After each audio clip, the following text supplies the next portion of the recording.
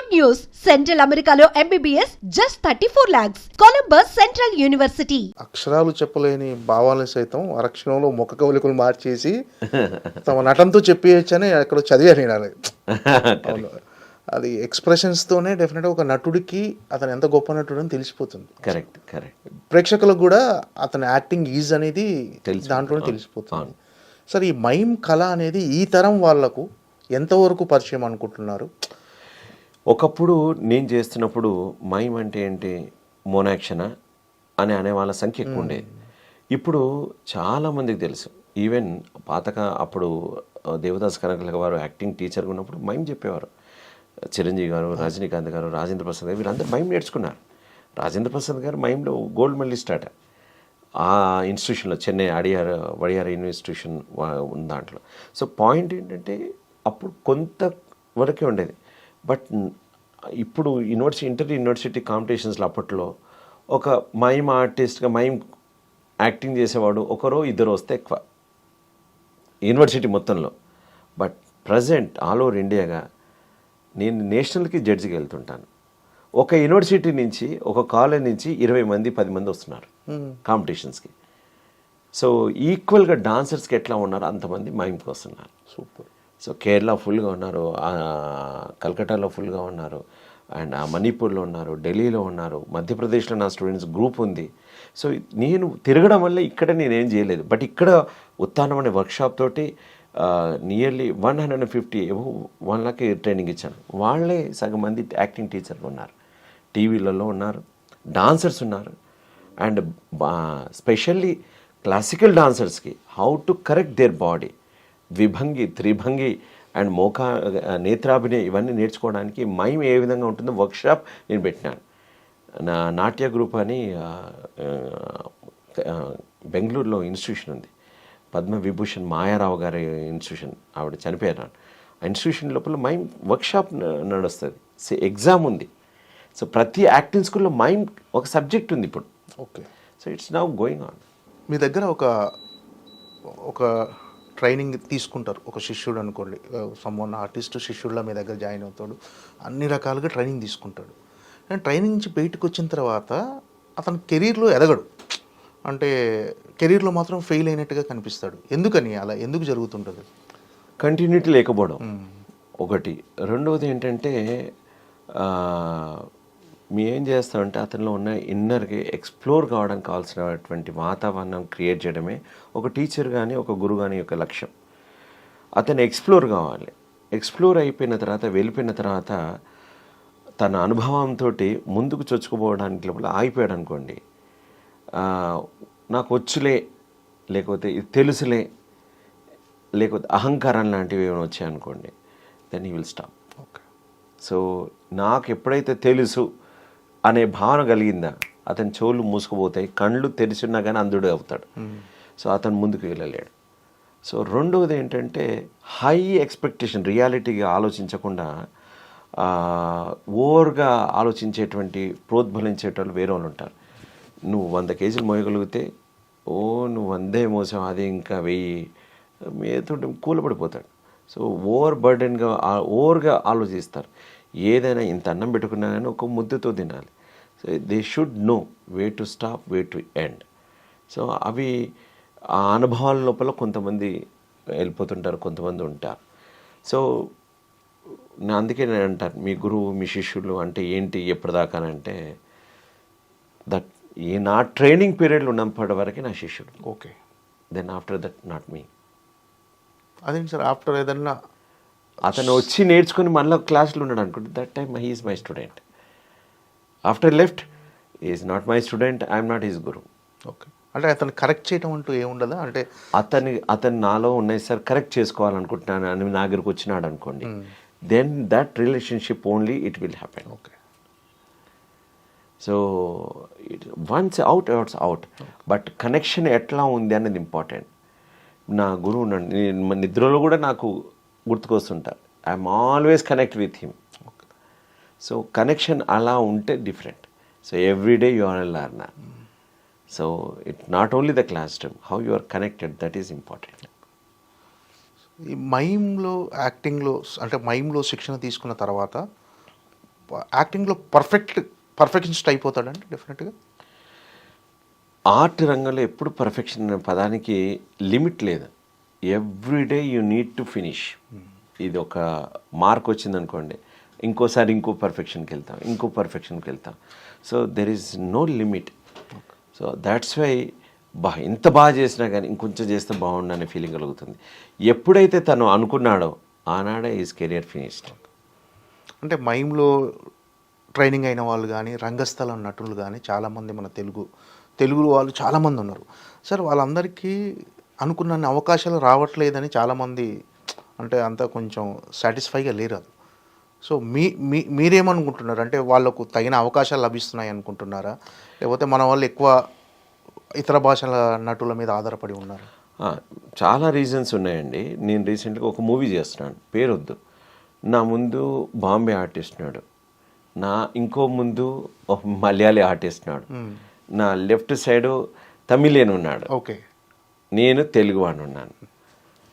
Okay, Telugu dialogue వాళ్ళందరితో చెప్పించారు, నేను తెలుగు వాడిని, నాకు ఒక్క డైలాగ్ లేదు. వాళ్ళు చెప్తుంటే వాళ్ళు ముందు ఒక పేపర్ పెట్టుకొని వాళ్ళు చదువుతున్నారు. వాళ్ళు ఫస్ట్ కష్టాలు నష్టాలు పడుతున్నారు పాపం. వాళ్ళు ఇంగ్లీష్లో రాసి చదువుతున్నారు. వాళ్ళ లాంగ్వేజ్లో మరాఠీలో తెలుగు డైలాగ్ మరాఠీలో రాసుకొని వాళ్ళు చూసి చెప్పుకుంటున్నారు, కష్టపడుతున్నారు, భరించుకుంటున్నారు. ఆ బాధను చేసుకోవడానికి డైరెక్టర్కి ప్రొడ్యూసర్కి ఉన్నప్పుడు ఆర్టిస్టులకు మాకేం problem? This is one movie only. So producers to think. వాళ్ళేం ఆలోచిస్తారు, వీరిని పెట్టుకుంటే నాకు డబ్బులు వస్తాయన్న ఉద్దేశం మీద ఆలోచన చేస్తారు. సో వాళ్ళ దగ్గర డబ్బులు వస్తేనే పెట్టుకుంటున్నా. ఇప్పుడు నా దగ్గర డబ్బులు వస్తానంటే అతను తీసి నన్ను పెడతారు ఖచ్చితంగా. సో అవకాశాలు వస్తే నేను అలా మారుతాను, ఇంకోళ్ళు అలాగే మారుతారు. సో ఆ ఇన్వెస్ట్మెంట్ రిస్క్ చేసుకునే వాళ్ళే ఆ ప్రాంతానికి సంబంధించినటువంటి కళాకారులను తయారు చేయగలుగుతారు. బట్ ఇట్స్ ఒక ప్రాజెక్ట్ చేసేటప్పుడు నవ్ డేస్ పాన్ ఇండియా అని వచ్చేసింది కదా. సో ఆ ఆర్టిస్ట్ని పెడితే ఆ ప్రాంతం వాళ్ళు చూస్తారన్న ఉద్దేశం మీద వాళ్ళకు ఆ లెక్కలు ఉన్నాయి. సో నేను తప్పుగా ఆలోచించలేను, ఒప్పుగా ఆలోచించలేను. కానీ మనం అక్కడికి వెళ్ళి చేసే ఆర్టిస్టులు కూడా ఉన్నారు. సో వాళ్ళు కూడా అలాగే ఇబ్బంది పడతారు. బట్ సమ్హౌ ఇట్ ఈజ్, నేను అంటాను, ఏ ప్రాంతంలో ఉన్నవాడికి ఆ ప్రాంతం లోపల భాష మీద ఇచ్చేంత గొప్ప ఫ్లెక్సిబిలిటీ కానీ అంత న్యాయం చేయడం కానీ వేరేవాడు చేయలేడు, వేరేవాడు అంత చేయలేడు. So that is the true. నేను అమ్మ అనే పిలిచినప్పుడు మదర్ అని ఇంగ్లీష్లో పిలిచినప్పుడు తేడా ఉంటుంది. సో నా మాతృభాషలో పలికిన దానికి నా నరాల్లో నుంచి వచ్చిన ఎక్స్ప్రెషన్ ఇది డైరెక్టర్లకు తెలుసు, ప్రొడ్యూసర్లకు కూడా తెలుసు. కానీ వాళ్ళకు లెక్కలు ఉన్నాయి. దానివల్ల చాలామందికి నష్టం జరుగుతుంది, చాలామందికి లాభం జరుగుతుంది. అట్లా. సో ఒక తెలంగాణ నేపథ్యం ఉన్న నటుడిగా మిమ్మల్ని క్వశ్చన్ అడగాలండి సార్. ఇంతకుముందు తెలుగు సినిమాల్లో తెలంగాణ నటీనటులకు అవకాశం కొంతమందికి వచ్చేది, కొంతమందికి రాకపోయేది. కానీ తెలంగాణ నేపథ్యంతో, తెలంగాణ సంస్కృతి, తెలంగాణ యాస భాషతో సినిమాలు ఈ మధ్యకాలంలో ఎక్కువ వస్తున్నాయి. బలగము, ఫిదా లాంటి సినిమాలు కమర్షియల్గా బిగ్గెస్ట్ సక్సెస్ కూడా సాధించినాయి. ఆ తర్వాత వచ్చిన కొన్ని సినిమాల్లో తెలంగాణ నేపథ్యం అనగానే తాగుడు, ఆ హీరోకి తాగుడు అలవాటు ఉన్నట్టుగా చూపించడం, కొంచెం అవన్నీ చాలా ఇబ్బందికరంగా అనిపించడం కొంతమంది తెలంగాణ మేధావులు కానీ చాలామంది అభ్యంతరం వ్యక్తం చేశారు. సో దీని పట్ల మీ స్పందన ఏంటి? Sir, any art it is a aesthetic. మా గురువు ఒక భూతి పదంతో తిట్టేవాడు. చాలామంది గురువులు ఉన్నారు, చాట్ల శ్రీరాములు గారు, ఇట్లా ఒక్కొక్కరు ఒక్కొక్క డిక్షన్ నేర్పించినారు. ఆయన ఆంధ్ర వాళ్ళంతా తెలుగు మాట్లాడేవాడు. ఆ భూతి పదంలో అందం ఉండేదండి. ఆయన మాస్టర్ మమ్మల్ని తిడితేనే మేము ఆనందంగా ఫీల్ అయ్యేవాళ్ళం. అంటే ద పాయింట్ ఏంటంటే, మీరు అందంగా చూపించేంత వరకు ఏదైనా అందంగా ఉంటుంది, జుగుప్సాకరంగా చూపించేది ఏదైనా కానీ అభ్యంతరకరంగా ఉంటుంది. So this is art. And ఇది చూసేసి స్పాయిల్ అయ్యేది ఉందనుకోండి, దొంగతనం ఇలా చేయొద్దని దొంగతనం చేసి చూపించే సీన్ ఎందుకండి? అభ్యంతరం అది. మర్డర్ ఇలా చేయొద్దు అని మర్డర్ని నిజంగా చేసి చూపించడం ఎందుకు? రేపు ఇలా చేయొద్దు ఇవి. సో సర్టన్ థింగ్స్ ఏదైతే ఎంత అవాయిడ్ చేస్తే అంత మంచిది. సో ఆ జుగుప్సకు సంబంధించిన ఏదైనా కానీ మనం అవాయిడ్ చేసుకుంటూ పోవడం అనేది చాలా మంచి విషయం. అది ఏ ప్రాంతమైనా కావచ్చు. సో దట్ ఈజ్ ఆలోచనాపరంగా అవిటితనంగా ఆలోచించే వాళ్ళు వాళ్ళని మార్చలేం మనం. So but the thing is, ఏదైనా అందంగా లేదనుకోండి, చూసేవాడే చూడకుండా వెళ్ళిపోతాడు. అప్పుడు తను చేసిన శ్రమ వేస్ట్ కదా. సో కనుక పెద్దగా దీని గురించి పెద్ద వాదించడం అనేది, ఎందుకంటే వీ షుడ్ రిమూవ్ ఇట్. ఇప్పుడు బాగా ఎప్పుడు తిడుతున్న వాళ్ళ దగ్గర ఎందుకుంటామండి? సో అది ఏ ప్రాంతం అయినా కానీ దాని గురించి జస్ట్ లివ్ ఇట్ అండ్ తీసి పడేస్తాం అంతే. ఇప్పటివరకు అంటే మీరు చాలా దేశాల్లో నటనలో శిక్షణలో కానీ పొందడానికి చాలా దేశాలు తిరిగారు ఇప్పటివరకు. మీరు ఒక ఫ్రెంచా రష్యన్ ఫ్రెంచ్ అంటే లవ్ చేసి ఒక ఫ్రెంచ్ అమ్మాయిని పెళ్లి చేసుకున్నారండి. లవ్ చేసి అంటే నేను లవ్ అంటే నా వైఫ్ షీఈ్ ఎ ఫ్రెంచ్ లేడీ. తన పేరు సబ్రీనా. తను ఫ్రాన్స్ నుంచి ఇండియాకి వచ్చి మైమ్ నేర్చుకోవడానికి ఉత్సాహం చూపించింది.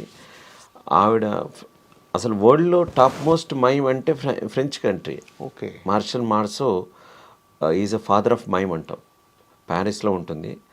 Is a great person. చనిపోయినారు. సో ఆ కంట్రీ నుంచి నా దగ్గరికి వచ్చి మైమ్ నేర్చుకోవాలనుకుంది. సో దెన్ తను ఎయిర్పోర్ట్లో చూసినప్పుడు ఎయిర్పోర్ట్లోనే చెప్పింది నాకు. సో అలా నేను పెళ్లి చేసుకోవాలని నాకు లేదమ్మా, మా ఫాదరు మదర్కి మీ ముగ్గురం, మా తమ్ముడు చెల్లె నాకంటే మా మధ్యలో గ్యాప్ 10 years, వాళ్ళిద్దరికి పెళ్ళిళ్ళు చేసేసా. నేను నా కోణంలో నేను తిరుగుతున్నాను. బట్ నాకు అనుకూలంగా ఉండదంటే నేను మ్యారేజ్ చేసుకుంటాను. But marriage is not, I'm not opposite about marriage. But నన్ను ఆర్టిస్ట్గా నాకు ఏవో ఉన్నాయి నేర్చుకోవాలని తిరగాలనుకుంటున్నానంటే then she liked me. And తనే ఇండియాకి వచ్చేసింది. 3 years ఉన్నాం. ఆఫ్టర్ కరోనాగా తర్వాత తను పప్పెటియర్, తోలుబొమ్మల కళాకారు. ఓకే. సో ఇక్కడ పరిస్థితులు ఎట్లా ఉంటాయో ఉండవో, మాకు అప్పుడే కూతురు పుట్టింది. So now she 8 years. July 22nd 8 years నిండాయి.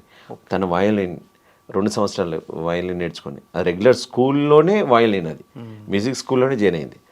So ఇంకా తన కెరియర్ ఎట్లా ఉంటుంది ఇక్కడ అని నేను ఫస్ట్ వాళ్ళని పంపించేసి నేను వస్తానని వాళ్ళని పంపించేశాను. ఓకే.